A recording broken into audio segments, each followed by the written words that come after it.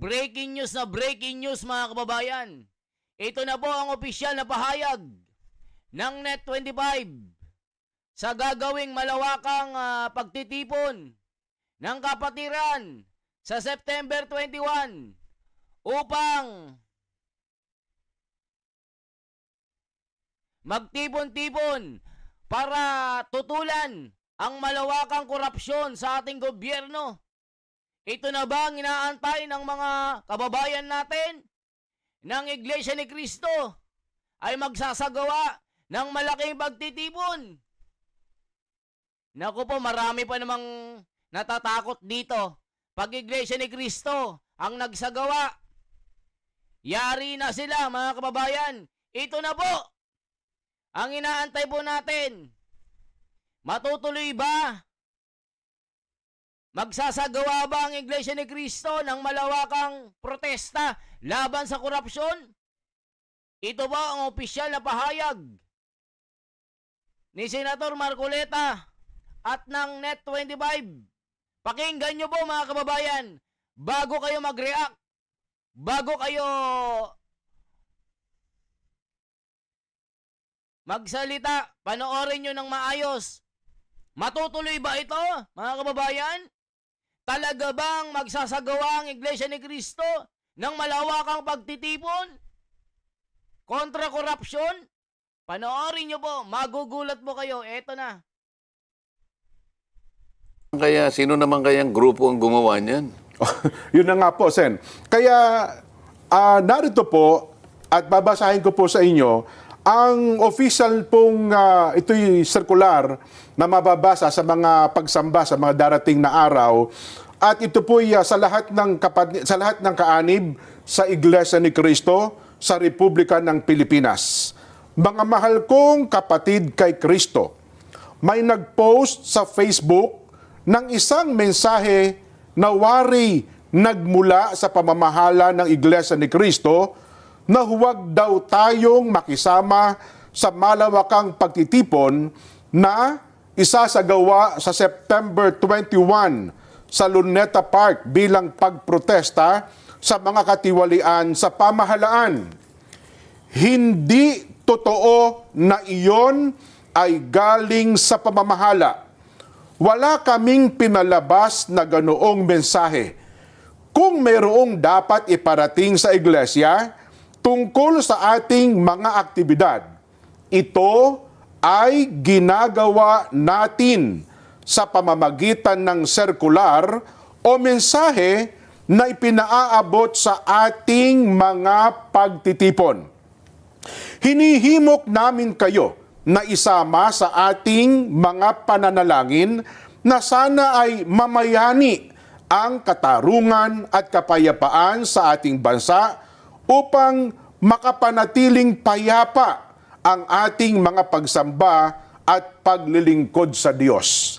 Umaasa kami na malinaw sa inyo ang nilalaman ng palibot liham na ito. Ang inyo pong kapatid sa Panginoon, nakalagda po rito ang atin pong pinakamamahal at tagapamahalang pangkalahatan. Yan po, Sen at Nelson, mga kababayan, dapat po ay maging malinaw sa atin ang mensaheng ito. Sen, ano po? No. Sana po ay naging malinaw rin yan, no? Para sa ating mga kababayan na mga nagtatanong ukol po sa gaganapin dyan po sa September 21, araw po ng, ano bang araw yon? September 21, linggo. Ano ha? So yun po. Linggo next week. Opo. Sana po ay naging malinaw, maliwanag sa lahat ang mensahe na yan po ay binasa namin sa palatuntunan ito. Baka gusto mong liwanagin itong first paragraph. Kasi Opo. baka magkaroon ng... Sige po. Ulitin natin.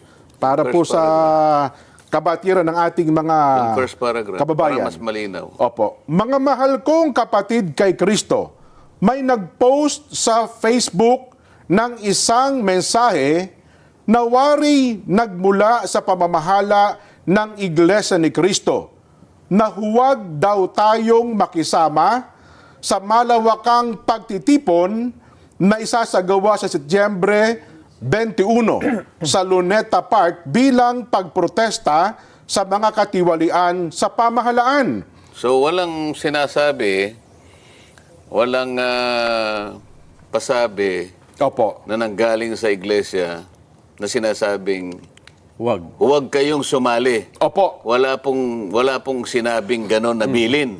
Wala pong ganon. Opo. Kaya sa pangalawang paragraph, Sen, sabi po ay hindi totoo na iyon ay galing sa pamamahala. Kaya nga. Opo. Ibig sabihin, kasi parang kung sino man ang gumawa niyan, mayroon ng bilin ng INC na, huwag kayong sasali dyan. Kasi nakalagay po doon sa post na, ayoko na po ipakita itong post na ito sa social media, baka ma-promote pa no? Nilagay kasi nila doon, ibinibilin sa atin na huwag tayong makisama. Nakalagay po doon sa kanilang pinakalat. Yun po yung Yan mali. hindi totoo. Yun po yung hindi totoo. Pwede yung gumawa niyan, yung ayaw magtagumpay yung gagawin. Kung sino man yung nag-organize yan. Yun po. Kasi baka kinatatakutan nila na sumama tayo, gano'n ba? Yes po. So inunahan na tayo. Pinre-em po ata nila yung mga mangyayari na yon. Ay well, ito po, at least ay malinaw ang circular sa atin. At sana po ay naging malinaw din sa lahat ng ating mga taga-subaybay. Pwedeng sumama si Saito. Wala sinasabing huwag. Kasi hindi naman sinabing huwag eh. Ayun nga. Opo. So si Saito pwedeng sumama. Hindi ko Ganun ba? Yan na mga kababayan. Itong mga lumalaban po at kontra po sa Iglesia ni Cristo, gumawa po ng post sa FB na lahat po ng mga kaanib sa Iglesia ni Cristo daw ay huwag sumama sa gagawing rally na ito, na malawakan na pagtitipon na ito. Ito po ay fake po mga kababayan, fake news po ito. Na tila takot na takot po sila sa Iglesia ni Cristo dahil po pag ito nagsagawa ng malawakang pagtitipon gaya ng mga protesta na ito, magtago na kayo sa mga saya ng nanay nyo. Maaari mga kababayan, walang sinabing huwag sumama Di ba mga yun ang sabi, niliwanag po. Wala pong sinabing huwag sumama. Ibig sabihin pwedeng sumama. Mga kababayan. So yung kumakalaban po sa Iglesia ni Cristo, gumawa po ng ganito para hindi magtagumpay yung sasagawang rally. Pero liliwanagin natin mga kababayan, wala pa pong bilin ang reliyon na ito at ang pamamahala ng Iglesia ni Cristo na may gagawing malawakang protesta. Kasi pag nangyari po ito mga kababayan, napakalawak ang saklaw nito. Talagang mapapaihi si Tambaluslos, si Tito Soto, Lacson, BBM dito. Dadagundong ang buong Pilipinas at buong daigdig ito mga kababayan, ang rallying ito. Pag nagsagawa ang Iglesia ni Cristo, buong daigdig ito. Mula kahit sa ilalim ng lupa, may lokal ng Iglesia ni Cristo dyan. Yari na. Pag ito nangyari, naku po mga kababayan, alam na this. Talagang puputok ang hindi dapat pumutok dito. Kaya niliwanag po ni Senador Marcoleta para hindi malito ang tao, walang sinasabing wag hindi sasama, ibig sabihin pwede. Ulitin natin baka mamaya magkalituhan tayo. Ito lang yung sarili kong point of view Yun yung aking nakikita dito. Pero sinasabi ko sa inyo, wala pa pong opisyal na pahayag ang Iglesia ni Cristo tungkol sa usapin na ito. Nagaganapin yung malawakang pagtitipon na rally sa Luneta, September 21 sa oras na 9:00. Kasi sinabi ng anti-Iglesia ni Cristo, wag kayong sasama dyan. Pero wala pong ganon na pahayag ang Iglesia ni Cristo. At wala pa pong sinasabi na merong magaganap na rally. Yun po yung nililiwanag dito. Ulitin natin Kasi baka kinatatakot man yung nag-organize yan. Nakalagay po doon sa kanilang pinakalat. Yun po yung Yan hindi totoo. Yun po yung hindi totoo. Pwede yung gumawa niyan, yung ayaw magtagumpay yung gagawin. Kung sino man yung nag-organize yan. Yun po. Kasi baka kinatatakutan nila na sumama tayo, gano'n ba? Yes po, yes po. So inunahan na tayo. Pinre-em po ata nila yung mga mangyayari na yon. Ito po, at least malinaw ang circular sa atin. At sana po ay naging malinaw doon sa lahat ng ating mga tunisubaybay. Pwedeng sumama si Saito. Wala sinasabing huwag. Kasi hindi naman sinabing huwag eh. Ayun nga. Opo. So si Saito pwedeng sumama. Hindi ko na pala kung... Hindi, ikaw naman. Pinakamabuti sana hintayin natin ang check kung meron mang magiging bilin ukol sa bagay na yan. Hindi, kasi yan pinangungunahan eh. Opo. Kasi kung meron bilin... Sa takot nila, hindi, gumawa tayo ng paraan para sa ganun ay hindi sila sumali. Mabuti na sa kanila namang galing. Opo. Isang malinaw dyan, Sen, ang kaparaanan natin, hindi po pinadadaan sa social media. Meron tayong kaparaanan kung papaano po ipararating ang tagubilin sa mga kapatid at sa mga kaanib po sa Iglesia ni Cristo. Kasi kaya nila ginawa yan, hindi para sa miyembro yung hindi miyembro. Para sa ganun ay maisip na, talaga palang ang Iglesia ayaw ding sumama dyan. Yun po ang gusto nilang... Walang ganong bilin pala. Wala po. Di ba? Ayun. Sana po ay naging malinaw yung bahagi na yan, Sen. Mga kababayan, nararamdaman ko lang po. Ito yung feeling ko po, mga kababayan. Meron pong mangyayaring malaking rally po sa Iglesia ni Cristo. Ito yung nararamdaman ko lang po, mga kababayan, ayon sa nakikita ko kay Senador Marcoleta, yun din ang nakikita niya. Merong magaganap na rallying malaki. Ito pong sinasabi natin, mga kababayan, na takot sila na magsagawa ang Iglesia ni Cristo ng mga ganitong malawakang pagtitipon. Lalo na ngayon, laganap ang korupsyon. Yari na, mga kababayan, manginginig ang tumbong ng mga kurakot dito at nang ayaw magtagumpay ang rallying ito. Pinapangunahan po ang pamamahala ng Iglesia ni Cristo So ngayon, pakinggan natin kung ano yung mga sinasabi ng mga tao dito.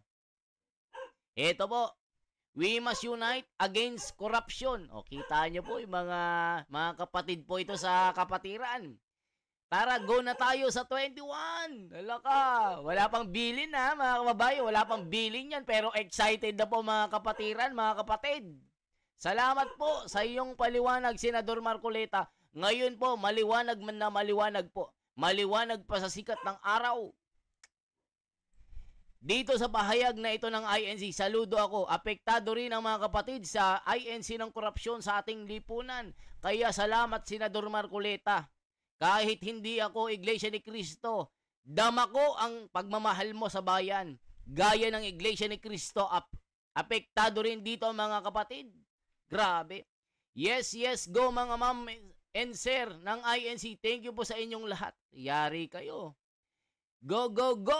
Laban tayo, join na. Inaantay po namin ang Iglesia ni Cristo. Greetings from Ontario, Canada po. Happy viewing, Senador Marcoleta. God bless INC. Kayo po talaga ang tunay na nagmamahal sa bayan. Saludo ako sa iyo, Marcoleta, sabi ni Virgilio. Para sa akin, hindi mahalaga kung ang Iglesia mayroon ka para sa bayan, dapat ipaglaban. Itong si Gilbert hindi makakaintindi. Ito yung bata-bata ni Vico Soto ito, ni Tito Soto at ni Tamba. Magkaisa po tayo mga kapatid namin sa Iglesia ni Cristo. Ako po ay Katoliko, pero saludo po ako sa mga Iglesia ni Cristo. Gabayan nawa tayo ng nag-iisa nating Panginoong Diyos. Wow, salamat po INC. Kita nyo ba yung mga comment, mga kababayan? Nararamdaman nila na meron talagang magaganap na malaking rally ng Iglesia ni Cristo. Ito po ang inaantay po na hudyat ng mga Pilipino, kasi pag ito nag-organize po, talagang napaka-organisado. mula sa maliit, kalit-liit ang detalyado ng pagtitipon, mula sa sambahayan, mula sa tagubilin, mula pagre-ready, paglabas ng kapilya. Naku po mga kayo, napaka-organisado ito. Nung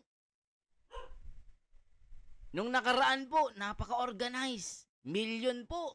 Nasa 30 million po ang umattend. Ngayon, baka 50 million ang umattend ng mga kababayan kasama ng mga hindi Iglesia ni Cristo dito.